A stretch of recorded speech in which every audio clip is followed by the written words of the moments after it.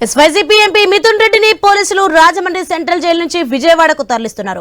SCB కోర్టులో విచారణ వాయిదా ఉన్న నేపథ్యంలో తీసుకొస్తున్నారు. ఈ నేపథ్యంలో మిథున్ రెడ్డికి రిమాండ్ పొడిగిస్తారా లేక బెయిల్ మంజూరు చేస్తారా అనే అంశంపై ఉత్కంఠ నెలకొంది. రైట్, ఇదే అంశానికి సంబంధించి మరింత సమాచారం మా ప్రతినిధి గణేష్ ఫోన్ లైన్లో అందిస్తారు. గణేష్, వైసీపీ ఎంపీ మిథున్ రెడ్డిని పోలీసులు రాజమండ్రి సెంట్రల్ జైలు నుంచి విజయవాడకు తరలిసిన దృశ్యాలు మనం చూస్తున్నాం. దీనికి సంబంధించిన డీటెయిల్స్ ఏంటి? అంటే ఆంధ్రప్రదేశ్ లిక్కర్ స్కామ్ కేసులో అరెస్ట్ అయినటువంటి మిథున్ రెడ్డికి ఇవాళతో 14 రోజుల రిమాండ్ పూర్తి కావడం జరిగింది.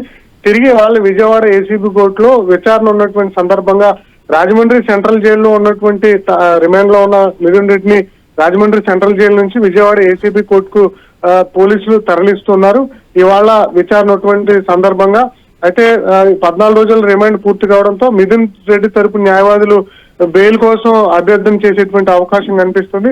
మరొక వైపు రిమాండ్ పొడిగించాలి అని చెప్పి సిట్ పోలీసులు తరపున న్యాయవాదులు వాదనలు వినిపించేటువంటి అవకాశం కనిపిస్తుంది. ఎందుకంటే ఇటీవల 11 కోట్లకు సంబంధించినటువంటి నగదు దొరికినటువంటి సందర్భంలో దాని మీద పూర్తి స్థాయి విచారణ సిట్ పోలీసులు జరుపుతున్నారు.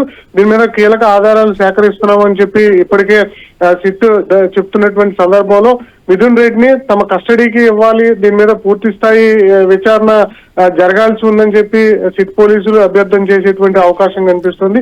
అయితే 11 కోట్లకు సంబంధించి ఇప్పటికే రాష్ట్ర వ్యాప్తంగా కూడా చర్చ జరుగుతున్నటువంటి సందర్భంలో మిథున్ రెడ్డికి బెయిల్ మంజూరు అవుతుందా లేదంటే రిమాండ్ పొడిగిస్తారనేది ఉత్కంఠగా మారింది.